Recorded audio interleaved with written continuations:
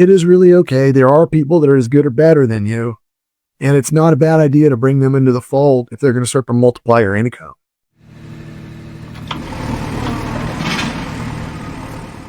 All right, welcome everybody. We've got a fun one today. Before we get into it, how's business, Mason?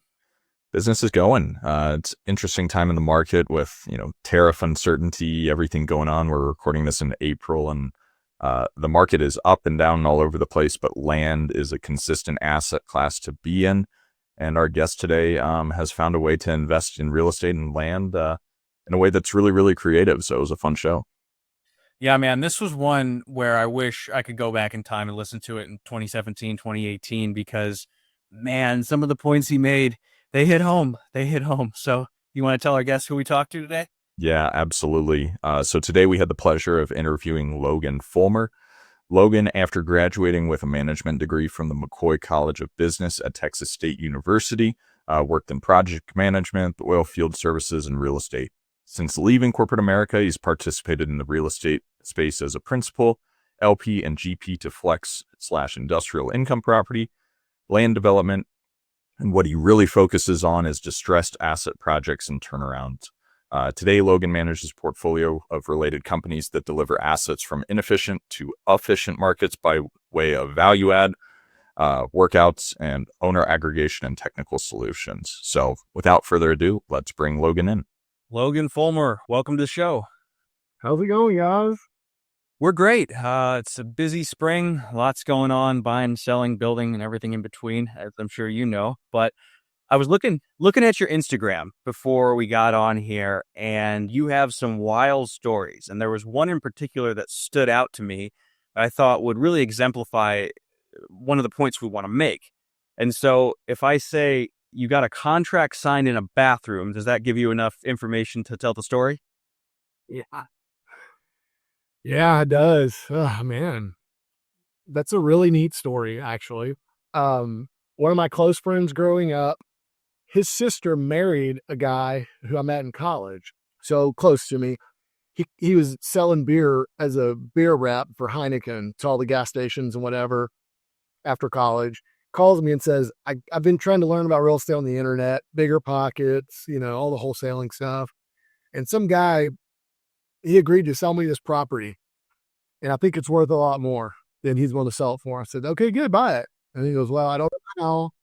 I don't know how to make the contract. I don't have any money. I was like, oh shit, okay. Is that why you want me? Nothing but the address. Realized the property was worth about 150 grand in his contract. Well, his oral agreement was for 50 grand. So I'm like, all right, as it stands, there's a 100K margin. And this guy tried to sell it to others in the past, but there was a missing trust. And the property was titled the name of the trust. And the man's son had been in prison, was just released to like some kind of supervised program. So it was just hard for people to get this done. I thought, for 100 grand, I'll do what it takes. So I agreed to do a deal where I would get a larger percentage of the proceeds from the guy who brought it to me. It was like a 90-10 split. I said, I'll make 100 grand. You get 10, I get 90. But I'm going to do this thing as opposed to you walking away. And he said, great, I just want to learn. That was actually the start of a partnership. We still are partners together today. And the next time he came back and said, I want 50-50. And I said, you earned your stripes. Let's do it. But what we did is the guy, it was going to take months to get approval to meet this guy, have contact with him. And the son had to sign the contract because the son was the trustee of the trust. Daddy was old, and there was no trust document. So we had to do a trust certificate. We had to get all this information about the trust to get a lawyer to do this trust certificate for him. And we were trying to move fast. One of my big rules is when someone tells me they're going to sell me something for 30 cents on the as-is dollar, I'm not waiting. That thing's getting signed before the sun sets. I don't care if I'm driving to Houston and meeting a dude in a bathroom. Like, I'm for real. Treat it like someone's holding 100 grand in their hand and saying, here you go. You're going to call them back next Tuesday. You're going to show up after lunch, or like, you're there. So instead of waiting a month to go through approvals and all this stuff, the guy said, I'm going shopping tomorrow with my, I don't know what it was, like a supervisor or someone, trustee or something. I don't know. The person that made sure he didn't do any more bad shit, basically. So we met him in a stall in the Walmart bathroom. We signed a contract. And the dude couldn't even use a phone without like registering his calls and stuff. So it was like impossible to get this done. Met there, took it over to title. And at that point, I got the contract signed. Even if we don't close quickly, this is a legal agreement. I'm getting the house. We're good. So after that, we got authorization for him to sign the closing documents and went through all that stinking process. But to get the contract signed, man, it was fast and weird. Fast and weird indeed. And there's a couple points I really want to pull out of there. First being the urgency of getting it under contract. When you know you have such a deal, that is everything. Get it into escrow, get your deposit in so it's a legally binding agreement, and you have that control. And then from there, you can sort out the next part, which you did as far as getting them to sign the closing docs. And the second point, I don't think many people that don't do this every day realize the extent to which you have to go a lot of times to fix these problems, to get these deals. I mean, I bailed a contractor out of jail. Just crazy stuff happens all the time in real estate. And a lot of times I think people just see the net number and think you just, sent a mailer and easily got it under contract and had a clean, clear title commitment and closed it. And that's just rarely the case. Those clean, easy deals have small margins because they're easy to get to, low-hanging fruit, lots of competition, and the margins have gotten even smaller. But the people we're looking for, the people we're dealing with, they're the hardest people to find, the hardest people to deal with. They have the biggest problems, which they would never solve on their own. And these are all seller problems, not buyer problems like us. But if we have the opportunity to make an outsized income or check, we're going to do all the things that are somebody else's responsibility, because at the end of the day, we take ownership, we get paid when we perform, and that's why we step out there. So Logan, you've been on the podcast circuits. I know you've got your newer podcast that you're hosting has been coming out, but what you're focused on primarily is the way you go about making deals happen, focused on distressed property acquisitions, and it feels a little bit more like you're asset class agnostic, within real estate, but kind of all over the place.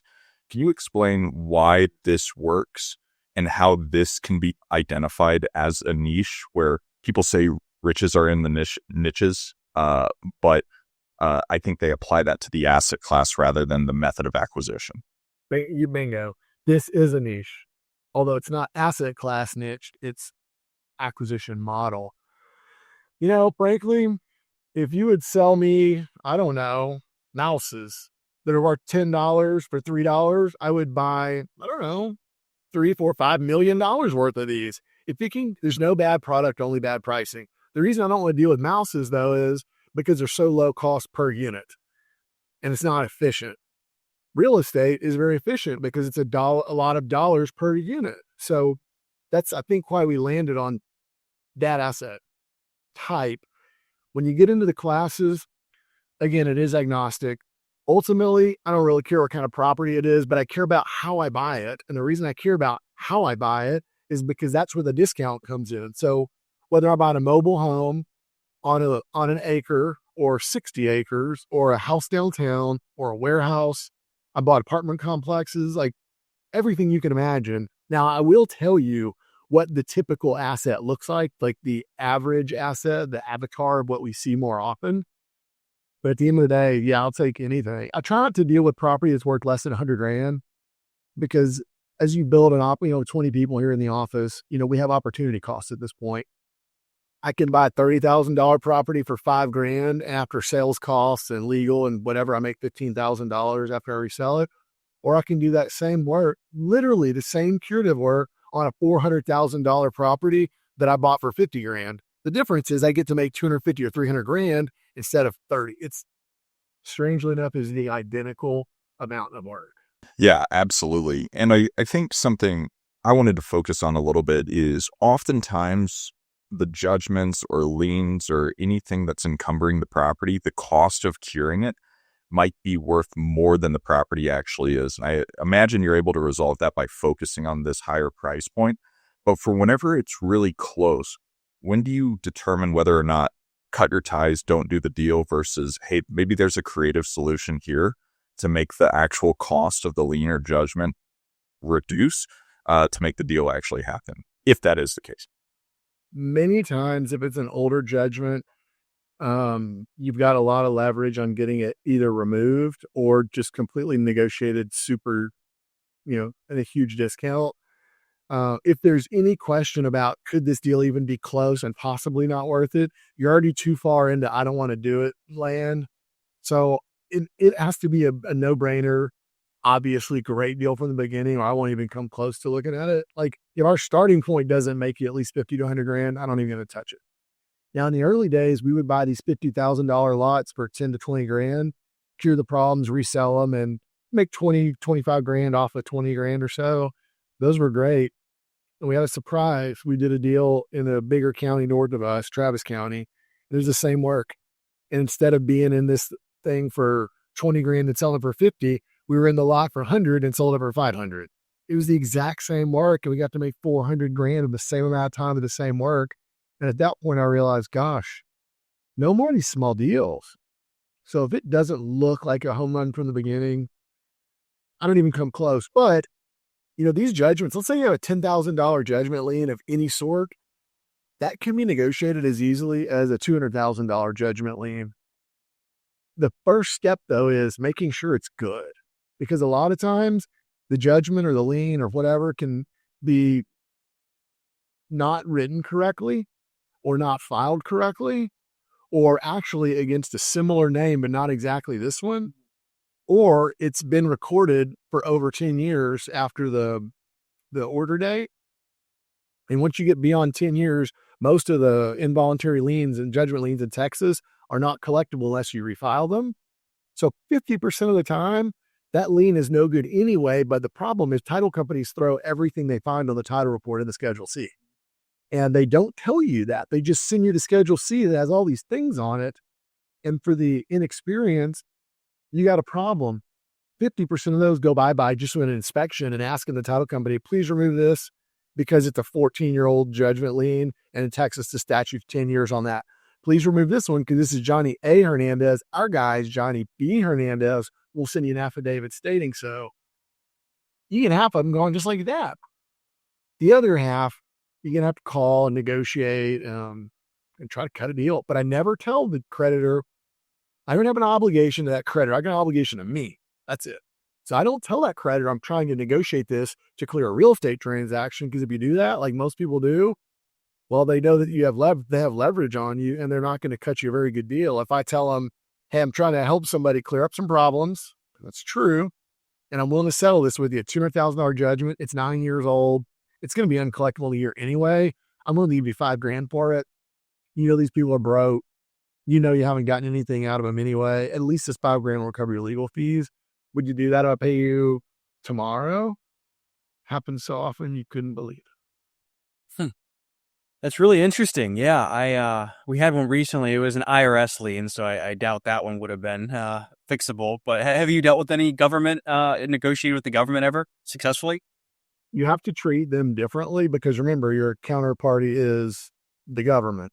And if you do something that is questionable, well, let me say it this way. You shouldn't do anything that's questionable anyway, but you can be much more aggressive when it's just standard private creditors, and they might argue that they don't like the way you handled it, or you might have a dispute. But when you're doing that with a stakeholder like the federal government, there's no room to be even close to the line because they have so much more authority, and you don't want to come anywhere near that. But the interesting thing is IRS liens still have statute of limitations, and you've got to look at that IRS lien, and sometimes it's indexed to the individual and not indexed to the property. That's different. Sometimes you have a lot more ability to discuss a settlement if it's a little bit older, if it's not indexed to the property. So there are times where we'll try to negotiate on the behalf of the creditor, or I'm sorry, the debtor. And we don't really give a reason unless they ask. We won't disclose things, but yeah, there's negotiations that can happen there too. The IRS knows that when it gets beyond a certain point, the probability of collection is very low. Most of these IRS liens, here's what happens. Mason and Dan's business is having a tough year and they didn't really make a lot of money. The last thing they're going to do is call the CPA and go spend $5 or $10,000 filing their tax and going through all this paperwork. They're towards the end of this business anyway. Fuck it. That's what happens a lot. Or it's some tough years and someone just doesn't file. The IRS takes those 1099s and they calculate all the revenue that they know that has been reportedly paid to you by subcontractors and other people. They tally all that up and say, here's what you owe in taxes. You didn't file a tax return. Here's the levy. But the problem is they don't include your expenses, your deductions. They don't include exemptions, none of that. So it's a much higher bill anyway. And then they tack on fees and whatnot. So another thing that we've been able to do is grab the debtor and put them with a CPA and a bookkeeper and say, let's go back. You missed 3 years of taxes. Let's go back and get your paperwork and actually file those missing tax returns.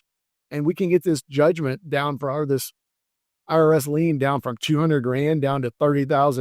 And I'm going to offer them a $15,000 settlement. IRS takes it.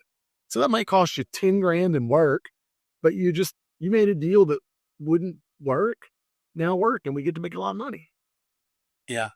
Yeah. Interesting. So one big kind of more conceptual question I have around all this is for, let's say someone has a land or a flipping business of any kind, land, houses, whatever, and they want to move to more of a curative title model. Now, talking through these with you, a lot of these are decently complex, more of a protracted timeline. It takes money to get the job done, whether it's hiring the CPA like you just talked about or needing an attorney's help. And so some of it feels like there's a very high, there's certainly to some of this, a very high barrier to entry, both in ability to just put money out and wait for that return and not have to make money on that investment quickly.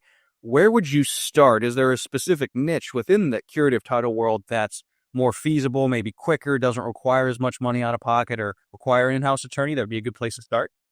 A lot of the examples I give, I don't categorize them by timeline or cost or whatever, but you'd be actually shocked at how many deals, one of the guys in our coaching program right now, you're shocked at how many of these deals don't require a huge amount of capital. There were two siblings that were fighting and the property's worth about $150,000. He'd been talking to him, didn't know what to do, kind of ignored it. Well, when he got in our coaching program, he brought all these deals that he couldn't solve and said, let's fix them. Dude, we're fixing two of them right now. And he gave a guy $2,500 for his deed. The other brother, $2,500 for his deed. So $5,000. That's it. There's like a $10,000 or $17,000 tax bill, but the tax foreclosure is not pending. They're just starting to file tax lawsuit. So in this case, we made sure his title's clear, only required an affidavit of heirship and getting these two deeds recorded. And then there's a tax lawsuit out there. But, he asked me when to pay the taxes, how to pay it all. And I said, whoa, Alan, no. Go trim the grass, board the place up, put a lockbox on it, clean the trash out of the house, put it on MLS now. Don't pay those taxes until you sell and pay them at closing time. So it's no money out of pocket. Escrow settles and pays it out of your proceeds. He's in this thing for $5,000, another couple grand for cleanup. Dude, less than $10,000. And he nets over about $100,000 on this deal. So there's a lot of deals. If you're very creative and careful, you can manage your money that way. But some of them require the capital. So in the beginning, like if someone's running a house flipping business and they have a couple of these deals that they can't close and they want to attempt them, I say don't burn the ships. Continue doing your business. It works and you pay your bills. Try a couple of these on the side. And surprisingly enough, if you continue to ask why, here's a problem. Why? Here's a problem. How? Keep asking that. That's how we got to the end of the road. You would be very surprised if you're careful about maybe purchasing interest. Like I had people want $1,500, but the property was like mega valuable. I'll give them $10,000 down and I'll owe them $100,000 lump sum to be paid the next 24 months or when title is cured, the sooner of the two. I'm only $10,000 out of pocket, but I owe them another $90,000. Seller finance deals, you can do installment sales. There's a lot of ways to manage your capital down. And at the end of the day, yes, you're going to have to spend $5,000, $10,000, $15,000. But if you're in the investing business in real estate, can't come up with $20,000, then you need to go back to wholesaling or flipping and build your capital to do this. But there is no other place I know where you can spend $20,000 and make $100,000 in a 12-month period. Like that doesn't exist. So this is where the retained earnings and the savings should be. Yep. Yeah. So emphasis on creative deal structuring, I think, is a big part of that there. We didn't care about it at the beginning because we were really preserving capital and growing that way. But right now they got 150 properties in inventory. That's not like our portfolio. That's inventory. We will turn through all of that within I bet we turn through 75% of that by the end of summer, and the remaining 25% will take another 12 or so months to do. But when you get to that kind of capital commitment, it's strange. In the very beginning, you don't have any money, so you got to be creative. Then you start to earn it, and now you're like, oh, I got money, no big deal. Well, when you really start to optimize this business and grow it, then again, you say, I got 150 units in inventory. Guys, y'all need to be structuring some creative stuff right now until summer so we can turn more capital around. Yeah, it can sometimes feel like you're dirt rich and cash poor in this business, depending on how much income you have coming in at any given time. But Logan, we get deals like this that come into our pipeline just through our typical marketing channels of direct mail or cold calling or texting or whatever it might be. But it's more accidental rather than targeted. How do you go? People is already in your CRM, dude. I tell you, are you speaking gigs? Where's your first deal? You already talked to them. You already have a title commitment. It's in your CRM. Oh, yeah. But how do you target these types of deals specifically that have the multiple owners or heirship issues or need curative title work? I'm problem agnostic too. I don't care what kind of problem it is. It might have multiple owners. It might have judgments or liens. It might have a break in the title chain. It might have a bad instrument in the title chain. Might have missing owners, fraud in the title. I mean, there's a million things, but here's what I found. This was just remarkably interesting to me. Over the first couple of years, the first year back in 2017 or 18, I did a year-end review.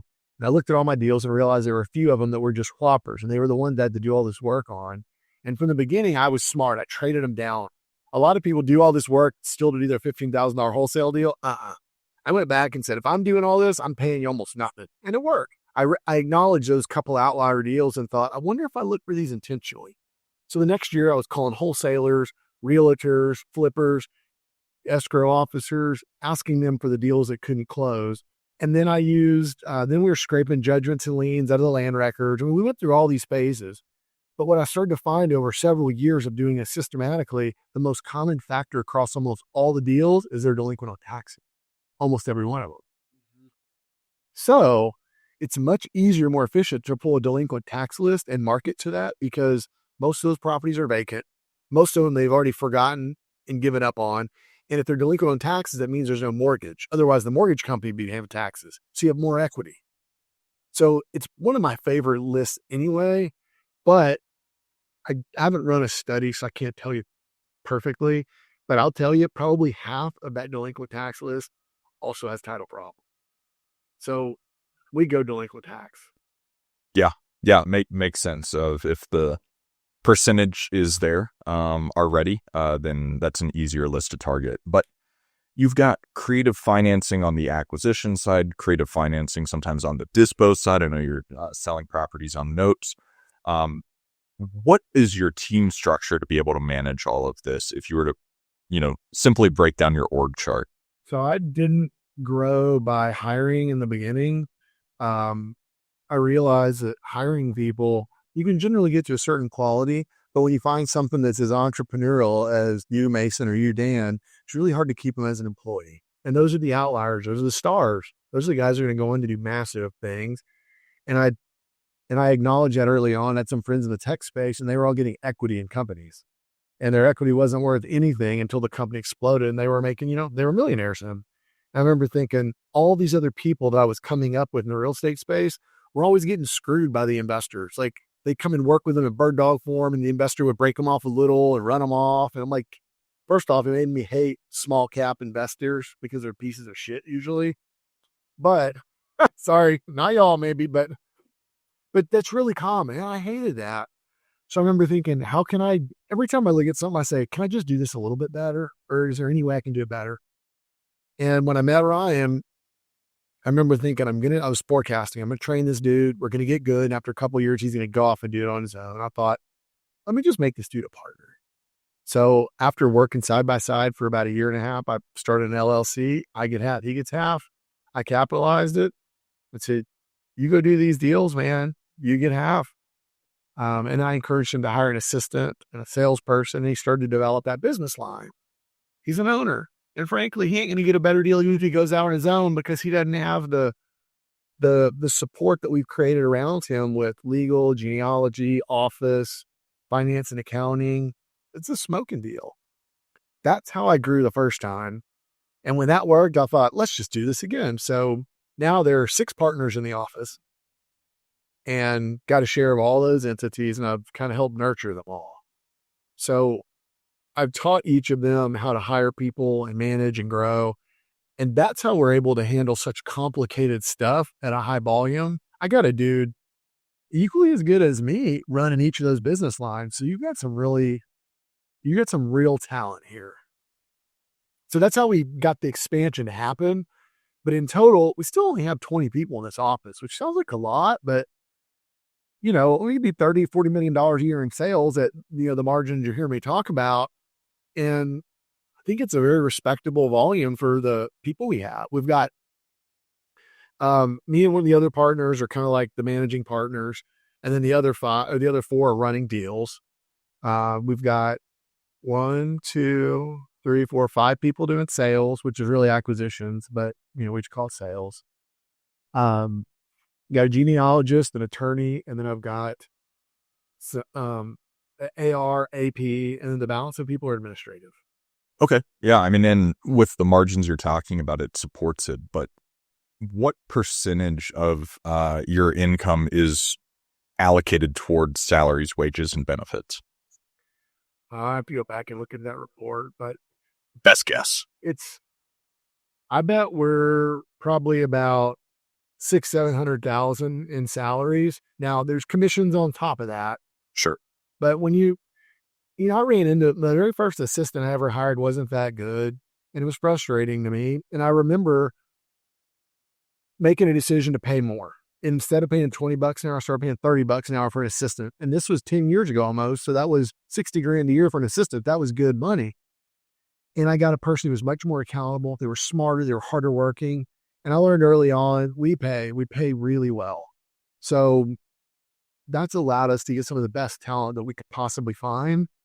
So we're not chintzy, and we have a good business. And when you've got a good business, if I die with another couple $1 million in my pocket, my life doesn't change. But if I use that to pay good people, man, life is so much easier. Business is so much better and smarter. So I've found it matters to us that way. I bet if it's all said and done, not including commissions, because I got my salespeople making anywhere from $100,000 to $300,000 a year. So they're doing good because it's a good business. But we're probably less than $1 million in salaries. That you really got me thinking there. Essentially, I mean, not in the legal regard, but essentially what you've created is almost a franchise where you got 6 different companies with really competent people running them, and you take a piece of each of them. It's got me kind of kicking myself. My best salesperson I ever had wanted to start his own business, and he said, "Hey, can we just be partners?" No. I mean, what do you mean be split? In hindsight, but in that moment, why didn't you do it? Greedy Dan. Maybe no. Really, what it is just having to make joint decisions. I'm used to being able to just make decisions and kind of run the ship myself, and so the idea of having to pause and make decisions with someone else is something that would be challenging to swallow for me. Well, what you're saying, in other words, is that you're the smartest person in the world. There's no one that can make a decision smarter than you, and you would never let another person make the decision over your final verdict. No, not actually. I think it's more, and then this has evolved over the years, but started a business for freedom and the ideal of independence. And so that is more of what was on my mind. But your point is very valid. And so I'm not big money. I'm just, no. You should. He deserves it. I've been through those decisions though. I remember there was this struggle. The first person that I partnered with, I remember thinking, why am I giving him half of my business? Well, first off, my business wasn't worth anything at the time, so I'm giving him half of fucking nothing. But he brought a lot of capital, brought a lot of knowledge, and it really helped me grow. And I remember my mom saying, why are you giving half your business? I'm like, Mom, what's my business worth today? Nothing. But I knew that together with that person, I'd get to own 50% of something that could be really big. And I remember thinking of guys like, I don't know, Donald Trump comes to mind. His name is Trump. He's the leader, like he's the sole owner. And that is so rare. I mean, even like Microsoft and Apple, those have a string of owners. Now you hear about one of them, But all of these big companies are owned by multiple people. There are a lot of good people out there. And you might be the managing partner, or you might not be. But when you have a bunch of bright, hardworking people, you go so much further, so much faster. And a lot of entrepreneurs want to control. Like I had the exact same problem. I had to really work hard to get over this. But it is really okay. There are people that are as good or better than you. And it's not a bad idea to bring them into the fold if they're going to start to multiply your income. But to me, more importantly than that is picking the right people. That is the kicker. Because all the things you're afraid of don't matter if you pick the right people. If you pick the wrong people, you should be afraid because they're all going to be a big problem. So that was the next question I was going to ask. How do you discern who is the right partner and who's not? This is the easy part, as much as it doesn't sound like it should be. I'll give you an example with Ryan. I treated him just like my wife. We met. We started going on dates. He worked right next to me. We worked side by side for a year. We were doing deals together. We were talking. We were meeting sellers together. We were going to listings together. We were doing it all together. And I watched how he treated his wife when she would call and how he talked to her on the phone. Was he reasonable with her? Was he respectful? I'd listen to find out what he did with his money. I'd ask him, and I'd kind of pick up those context clues. How expensive of a car is he driving? I wanted to know, is he like a drunken sailor and blows his money, or is he careful with it?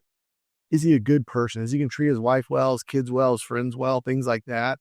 And if you look for the foundation of a human, don't worry about how he's going to treat you or the other people in the office. If you ascertain that he's a good breed of human, you're in good shape. So after that year working next to him side by side with my ears wide open, I knew it. But I've worked with other people after that time. I said, nope, not going to fly, dude. Yeah. So it really is just like dating, of just observing how they treat other people and how they run their life. Yeah, we weren't doing any kissing or anything, but a lot the same other work. Well, and on that, Logan, we have a mutual friend. Tim Macy was my first realtor I ever used to buy and sell my first home. Became great friends with the Macys over the years. Alice was coming along to listing appointments with us, having before she was potty trained. She just celebrated her 10th birthday. So tell us a little bit, and we've had Tim on the show. You're going to be right around our 100th episode. Tim was right at the beginning of when we first got started. Really? What about Tim in particular made you want to work with him on some of the deals you guys have done together, maybe as a passive investor or just in general? It starts with a good person. Like early on in my career, I remember listening to people say, don't do business with bad people. And I just needed to earn money. I would do business with anybody that I could earn with because I needed it. But as I got more experience, I realized you can't fix a bad person. You can't do a good deal with a bad person. And that really matters in our personal life too. When I met my wife, same filter was used to vet her, so to speak. But when I met Tim in Pawn, Tim rolled into a flip house, my first flip house in San Antonio in 2015. I'm like fixing the cabinets myself. And he walked in with some investors from California. And we just got to chat. He seemed like a cool guy, but they were in and out. And we talked a few times. He was interested in the investment space back then. And we just started spending time together. Him and his wife came over, right? Alice was really young then too. And we got kids and we just clicked, and they're great people. And our businesses are so different, but we are happy to have them as part of our life. It was really neat because both of us came from, not well for, just middle America folks, I guess, but we both kind of ascended in this similar trajectory. And it was really fun to have that to share with them. So as we grew and we were willing to take capital on the bigger deals, he was at the time where he was earning more capital, earning more money. I'm like, this is a great match, dude. Yeah, no, absolutely. And it seems like you've had a lot of success in finding partners. Do you have any failures in that you have personally experienced, or having been in the education and coaching space, any clients of yours that have really gotten screwed over by picking the wrong person? I've been lucky. I've done a really good job of picking because I've watched for so long before I'm willing to say, come be a partner. I do have one guy that was a partner. We've had one partner leave. He didn't have the exact same values as us. And there was some amount of time where he was getting resentful and his business wasn't doing as good as the other guys because he just, frankly, it wasn't as good. He didn't put in the work. He wasn't as bright. And that was my mistake. I overlooked that during the time that we worked together. But it was really easy to understand. We sat down, talked about it, said we're going to wind this down. He wanted me to give him a bigger share of the business or start spending more time with him. I said, well, this is a great time to talk. I think we should just wind it down. And he was shocked. But he was almost coming to retrade me. And I thought, I'm not giving you a bigger share of this business because you're not as productive. My time is finite and become valuable. So that's a multi-million-dollar seat you're sitting in. And I don't want any more partners. So if you can't produce at that level, I'm going to put somebody else there. And so we made that swap. Yeah. I mean, it was tough. You work with people for so long, it gets real personal. I know he was hurt, but it was the right answer. Just anyone that in clients potentially that have gotten screwed over. Because I think something that we've been trying to focus on, Dan and I manage a Reg D 506C fund, and we've started to meet people that are allegedly really big time in the private equity world. But it's hard to sniff out the bullshit sometimes. And I feel like that's something that we're really focusing on, is honing in our bullshit radar when it comes to picking the right partners, picking the right investors. Because I will pivot the conversation to financing in a few minutes, but everything's a two-way street in business. And if you pick the wrong person, you can really, really get yourself screwed over. We've never raised capital at a large effort. This has just been our money, our own credit. And then, we stumbled across a couple deals that were just bigger than we were used to, but they're great deals. So we just reached out to close friends and said, do you want in on this? So it's not like we're, putting together a fund and need that amount. So we haven't done it that way.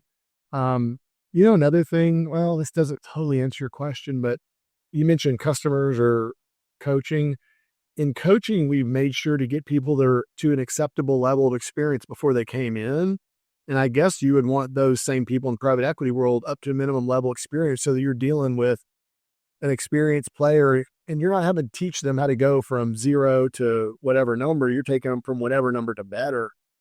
So in our coaching program, we've really worked hard to make sure you get folks that had experience and are already earning a living in real estate instead of taking some guy from Dell Computers and teaching in real estate. We don't do fundamentals. We take them from good to better. When it comes to that world, it's hard because unless people can truly show you everything they've done, open up your computer, dude, show me your deals, show me your books. I would be asking for people's financials, and I would really want to know a lot about them if you're going to potentially marry multi-million-dollar situations together. I've never done a deal with anybody who I wasn't personally friends with or had known for a long time already. And I can just inherently make that decision. But with y'all, if you meet someone and form a business relationship quickly, I don't know. That's inherently tougher because of the time. Yeah. I like what you said about quickly there, and how with your partner, you sat next to him and worked with him for a year and got to observe him both in his personal and his professional life. Something I wish I would have done earlier on. But got to talk about financing, and you just mentioned you're using your partner's money. Now, is that just something you had, stashes you had built up from the flipping earlier on, or where did that come from? Because capital is one of the biggest constraints for most of us in the land space, especially. It is. Well, so one of the reasons I like this distressed real estate is because it's a very efficient use of capital, and real estate is not necessarily an efficient use of capital model. Operating businesses are more efficient with capital. If you're going to go, I don't know, start a widget manufacturer, you don't buy the building, you lease it. You do buy a bunch of equipment, hire some people, but it's a lot less expensive to start a business most times than it is to buy real estate. But the reason I like distressed stuff is because it's so efficient with capital. I might spend 10, 20, 30, 50 grand to buy something that can make me hundreds of thousands. That's a great use of capital, very efficient, high returns, and it required a lot less dollars up front. I was buying land for $5,000 a piece. I was just an oil field dude and I had the money to do that. But the next phase of that is being very, very careful with your retained earnings. I would distribute 10, 15% to myself. I'd pay my taxes, distribute 10 or 15% and live off that.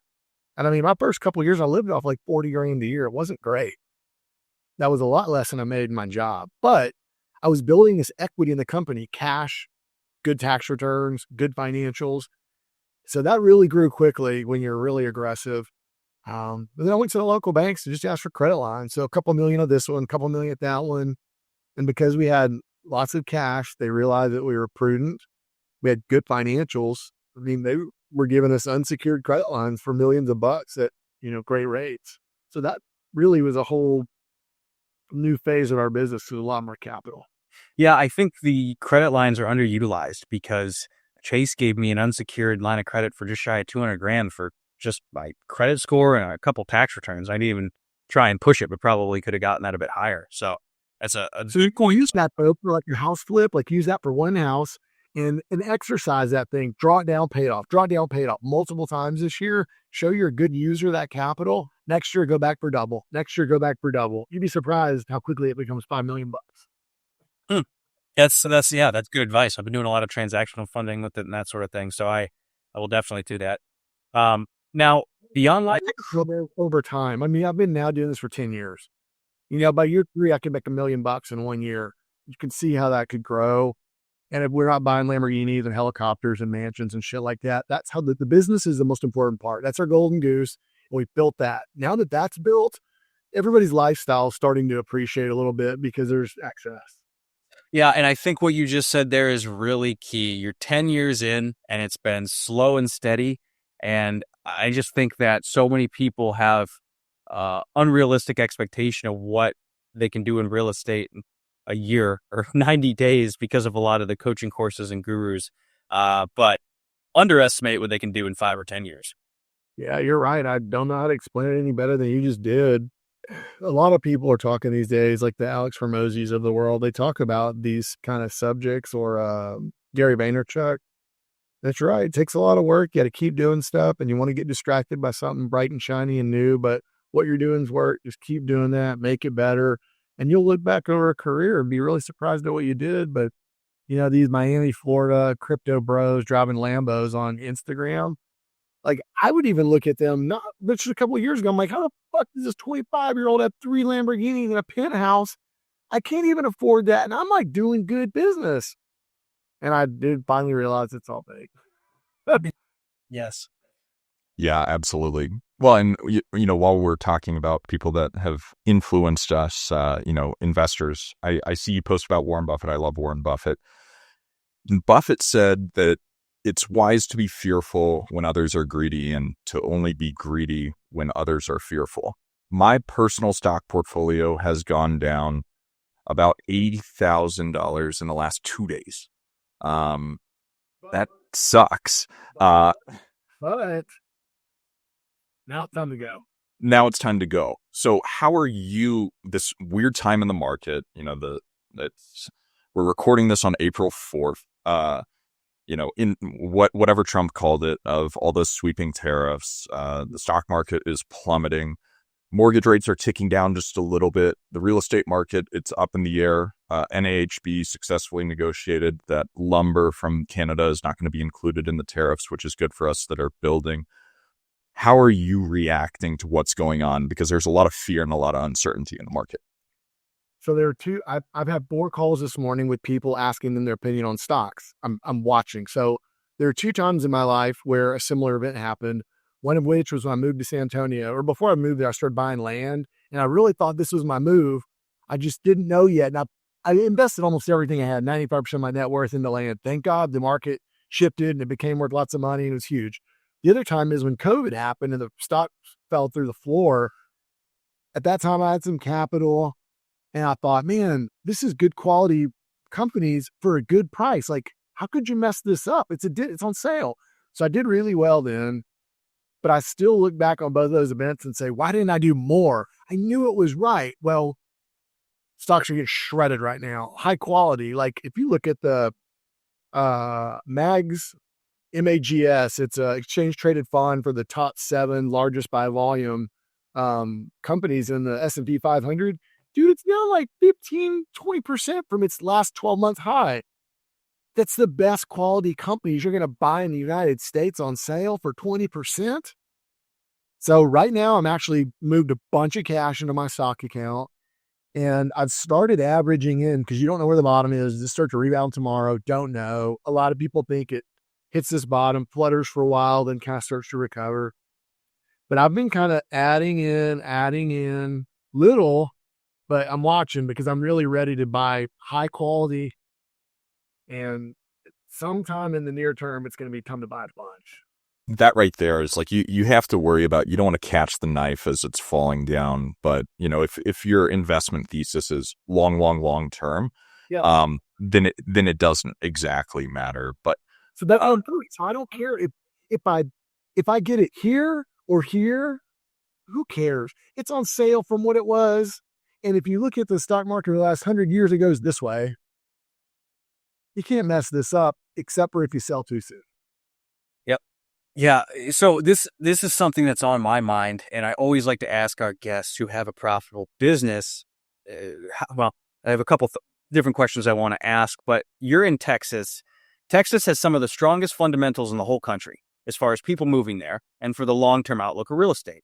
But then at the same time, there's been just a massive influx of new units, at least in Austin, I know. I believe in a lot of the Texas markets where rents have come down, things have softened, there's an oversupply of inventory, but the fundamentals are still there. So are you buying and holding rentals of any kind?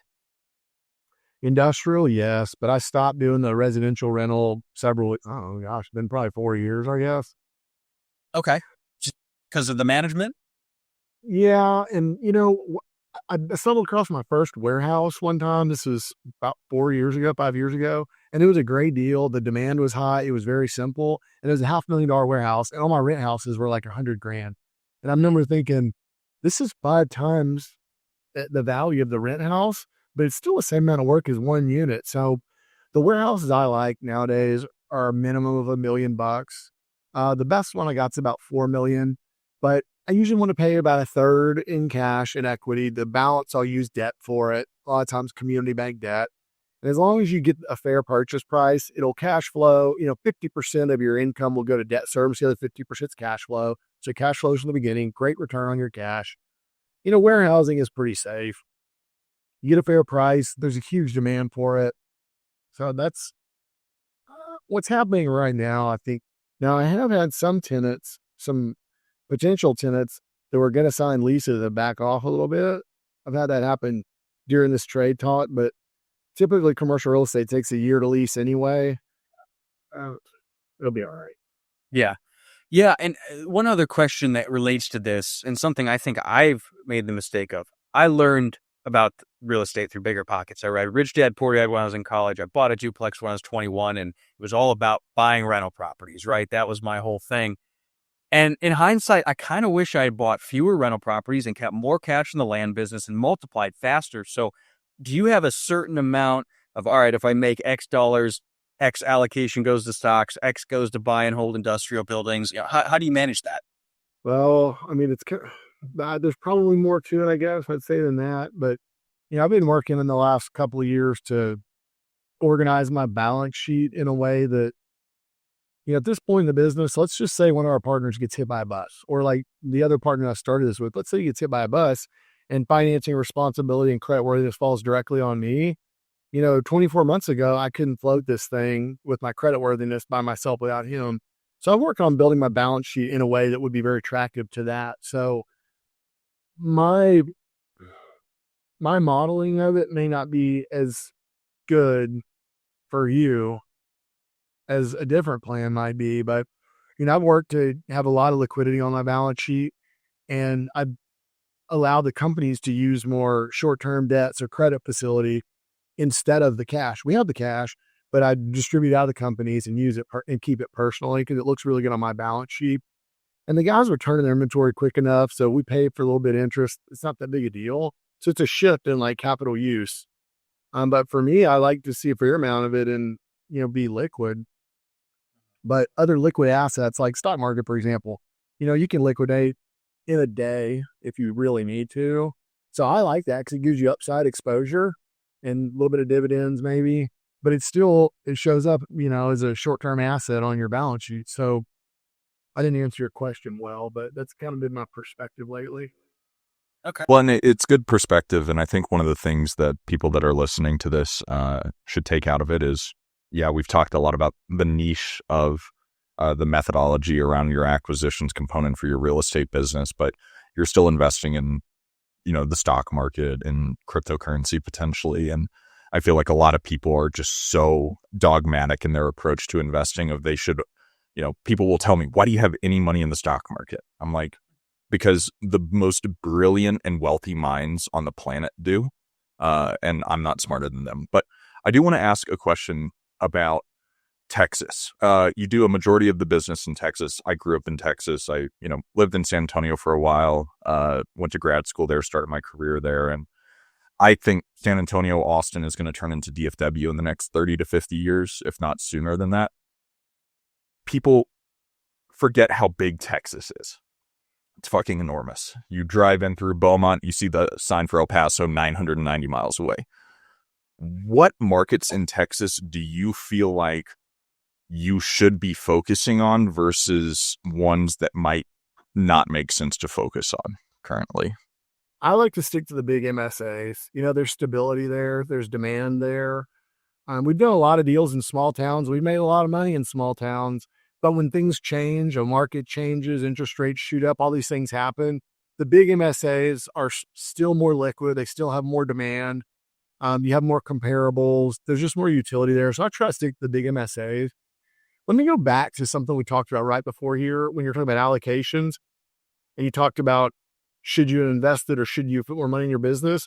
A lot of people get into real estate because they think people get rich in real estate. And some people do. But more oftentimes people get rich in an operating business and put that money in real estate. Well, you don't realize that until you get knee deep in real estate. You got all these rentals and you're doing all this work.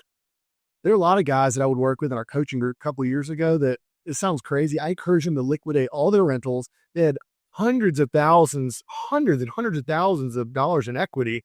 It's just sitting in their rent house and they're cash flowing $300 a month after debt service and taxes. And he didn't have the money to buy these land deals that were like smoking good deals. He's like, oh, go get hard money. Like, sell the fucking rentals. He turned around like $700,000 in cash. And I'm like, you can use this in your business. This is a real estate related business, but this is a property ownership. Turn your inventory, use this cash to buy and turn that inventory and make real money over here. And who cares about those rentals, man? You make so much money in your business. You figure out what to do with the money once you made it. So that's a shift in perspective where a lot of people miss that.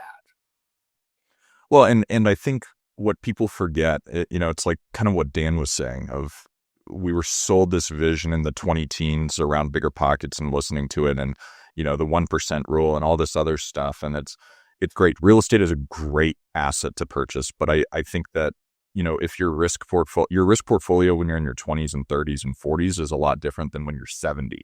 And if you can build an operating company, and the niche can be real estate or widgets or whatever, and figure out how to produce consistent cash flow and have good income, then you purchase real estate for the purpose that what we purchase real estate for now, which is the tax benefits of depreciation, long-term appreciation. Cash flow is kind of the last thing. You don't want it to negatively cash flow, but it's not going to make you rich. Real estate can help preserve your wealth, but it's not going to make you rich. And Logan, we really want to be conscious of your time. We know that we're at the top of the hour now. One question we do ask every guest, and I know we got through a lot, but we also got through about 1/10 of the questions that we wanted to ask. Are there any questions that we did not ask you today that we should have asked you? Oh gosh. You can only pick one. I don't know. I mean, let me just bring up a topic that I touched on a little bit, but it continues to continuously be very relevant. The quality of talent in your organization, you don't think it affects you quite as much, and you think it only matters for a big company like Johnson & Johnson or something like that. But I think it matters in our business more than Johnson & Johnson because you have fewer people there. And I read a book, Steven Schwartzman. Thank you. Yeah. This dude's brilliant, man. He's one of the best one of the most important investors of our era. And when I read that book, he talked about talent and quality of people so much. And this was, I don't know, a couple of years ago. I just remember thinking, like, they're big. They can afford all this talent. They got all this money. But it applies to our scale, too. And sometimes it takes a little bit more dollars to pay somebody. But if you pay someone 10 or 20% more, that's a lot on a pay scale. But take your worst employee that you ever had, and then take your best employee that you ever had. Is that employee more than 20% better than that employee? They're like 200% better than that employee. So for a small 10, 15, 20% lift, you can get twice the person. Like, I'm a believer of finding the best quality you can get and pay them a little bit extra, and everything around you. All boats rise with the tide. And they're going to help you do that too. So I don't know. That's been a theme that matters for me lately. So Yeah, and one point on that for people that are scared for their first hire or adding an additional, salary or FTE to their organization, you're not taking on 12 months of risk. You're taking on 60 to 90 days of whatever their salary is, and if they're not performing in that time, then you can get rid of them. And that right there is the gambler that. That's exactly how I say it. People say it's 70 grand a year. I'm like, no, dude, it's 5,500 a month. Fire them in 3 months if you hate them. That's great. I love it. Thank you for saying that. Yep. All right, Logan, we're already over, so we got to wrap it up. Where can people find out more about you? Go to Google or Instagram. My name, Logan Fullmer, right there on the screen. I'm easy to find. Awesome. Well, guys, this is Dan Haberkost, Mason McDonald, and Logan Fullmer with the Big Picture Blueprint, signing off.